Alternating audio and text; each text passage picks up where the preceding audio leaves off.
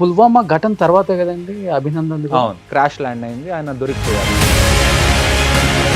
ఎప్పుడైతే crash land అయ్యారో ఆయన జేబులో ఉన్న ఏవైతే పేపర్స్ అవన్నీ ఉన్నాయో ఆయన తినడం మొదలు పెట్టారు, చించేసి. That is what I expect from the next generation. Great.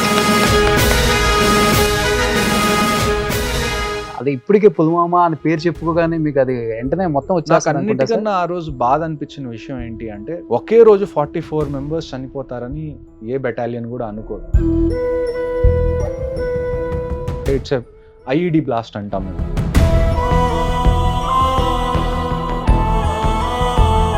వాళ్ళ గౌరవ ప్రకారంగా వాళ్ళ కోసం ఒక బాక్స్ పెట్టి దాని మీద ఫ్లాగ్ కప్పారే కానీ వాళ్ళ ఇంటికి ఆ మనిషి కంప్లీట్ బాడీ, ఎవరి బాడీ కూడా చేరలేదు.